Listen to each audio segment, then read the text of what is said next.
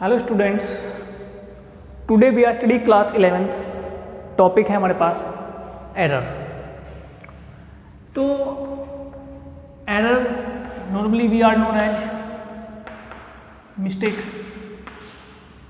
Clear सभी के? तो ये हमारा जो टॉपिक है वो है प्रैक्टिकल वर्क से related.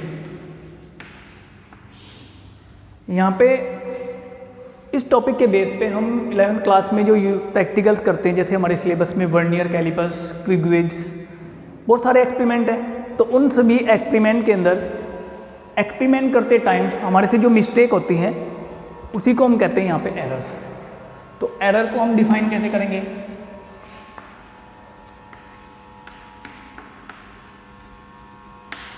The difference between real value and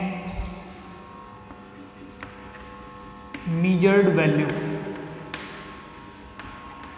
of any physical quantity।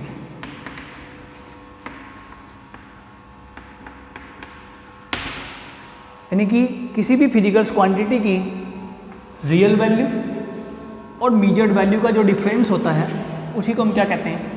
Error कहते हैं। एक एग्जांपल है हमारे पास कि the length between 2 point A and B is 10 centimetre. 2 points हैं ए और बी और उनके बीच की लेंथ कितनी है? 10 सेंटीमीटर। तो कि एक स्टूडेंट को स्केल की हेल्प से उन 2 पॉइंट के बीच की लेंथ मेजर करने को दी गई, यानी कि ये 10 सेंटीमीटर जो है वो उसकी क्या है? रियल वैल्यू है। यानी कि उसने दे दिया कि बिटवीन 2 पॉइंट लेंथ कितनी है? 10 सेंटीमीटर।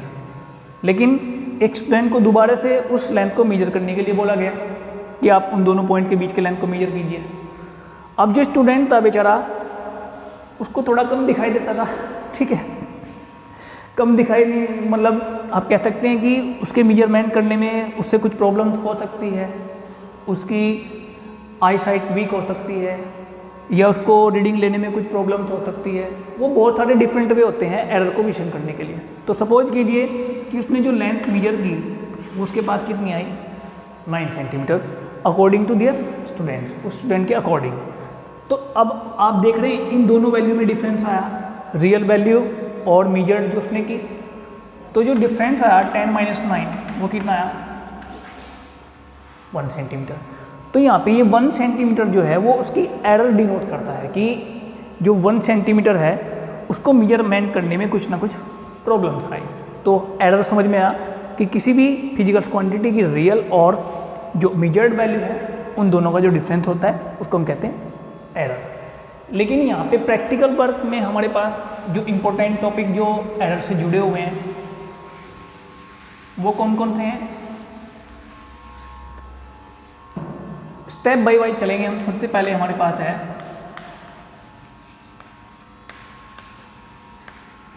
अब्सोल्यूट एरर, उसके बाद पहुंचेंगे हम मीन अब्सोल्यूट एरर, उसके बाद हम पहुंचेंगे रिलेटिव एरर और उसके बाद हम पहुंचेंगे परसेंटेज एरर्स पे।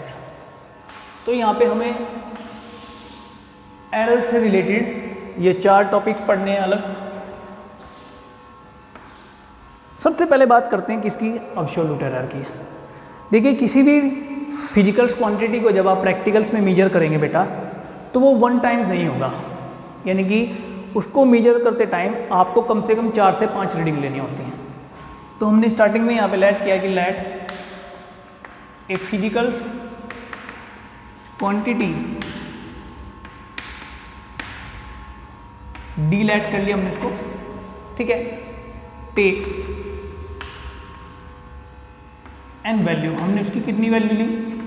एन वैल्यू टेक, जो कि हमारे पास किस तरीके से है? D1 है, D2 है, D3 है, D4 है और कहाँ तक है ये? Dn। ये हमारे पास क्या है? मेजर्ड वैल्यू जो हमने मेजर की है प्रैक्टिकल में। तो सबसे पहले हम क्या निकालेंगे? इसका मीन ऑफ मेजर्ड वैल्यू। उसको हम किससे डिनोट करेंगे, डीएम से। तो मीन्स या एवरेज हम नॉर्मल निकालते हैं कि सभी फिजिकल्स क्वांटिटी जो वैल्यू हमने मेजर की उनको ऐड करेंगे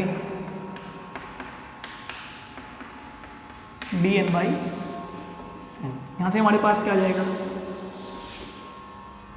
mean of measured value. Clear सभी के। तो सबसे पहले हमारे पास क्या है, टॉपिक जो है वो है एब्सोल्यूट एरर। ठीक है, तो जो हमारे पास मीन्स आया, ठीक है, तो अगर हमें D1 के अंदर एब्सोल्यूट एरर देखनी है तो उसको हम क्या लिखेंगे, डेल D1, D2 के अंदर डेल D2, D3 के अंदर डेल 3। तो ये है absolute error of D1। Clear. Absolute error of D2, absolute error of D3। तो इन सभी की वैल्यू जब हम मेजर्स करेंगे तो जो मीन आया हमारे पास उसमें से सभी को माइनस करके चले जाएंगे, DM minus D1, DM minus D2, DM minus D3, DM minus D4। इस तरीके से सभी फिजिकल्स क्वांटिटी की हम क्या निकाल सकते हैं, absolute error.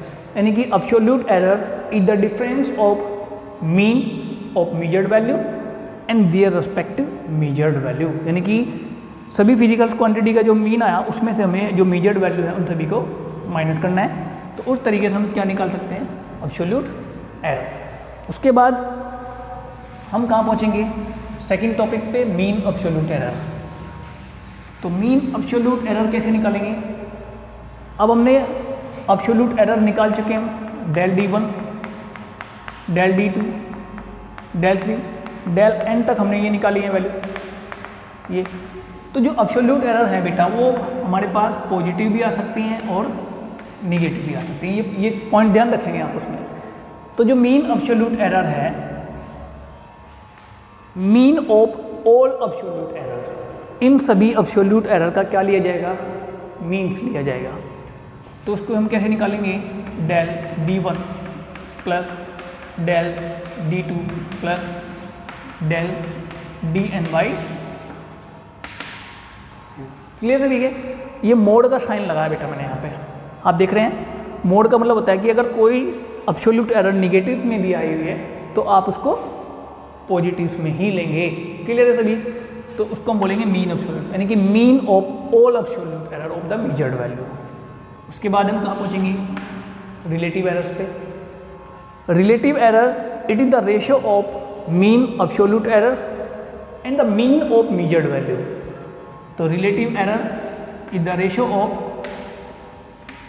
Mean absolute error to the mean of measured value, जो हमने स्टार्टिंग में निकाला था DM equal to D1 plus D2 by DN से। तो इन दोनों का जो रेशियो आएगा वो क्या कहलाएगा, रिलेटिव एरर। और लास्ट में हम पढ़ते हैं परसेंटेज एरर। अब हमारे पास जो रिलेटिव एरर आई उसको हम मल्टीप्लाई करेंगे बेटा किससे, 100% से। तो हमारी फाइनल जो एरर आएगी वो किस में आएगी, परसेंटेज में। तो इस तरीके से हम किसी भी फिजिकल्स क्वांटिटी के अंदर एरर जो है वो फाइंड आउट कर सकते हैं। सबसे पहले आपको क्या करना है, एब्सोल्यूट एरर निकालनी है। एब्सोल्यूट एरर के बाद क्या निकालनी है, मीन एब्सोल्यूट एरर निकालनी है। उसके बाद क्या निकालना है, रिलेटिव एरर निकालनी है। उसके बाद क्या निकालना है, परसेंटेज एरर्स निकालनी है। तो जो प्रैक्टिकल्स हम करेंगे 11th क्लास में यूनिट नंबर 1 के अकॉर्डिंग, उन सभी में ये चारों एरर हमें फाइंड आउट करनी होगी। ठीक है, आया समझ में? तो ठीक है। तो आपकी बुक्स में एक्सरसाइज क्वेश्चन दिए हुए हैं, उनके बेस पे आप इन सभी एरर को फाइंड आउट करेंगे। अगर किसी स्टूडेंट के सामने कोई भी प्रॉब्लम क्रिएट होती है रिलेटेड टू एरर तो आप मेरे पास कांटेक्ट कर सकते हैं, फिर मैं आपको कोई एक एग्जांपल्स लेके इन सभी एरर को फाइंड आउट करनी सिखाऊंगा। क्लियर तरीके। Thank you for watching.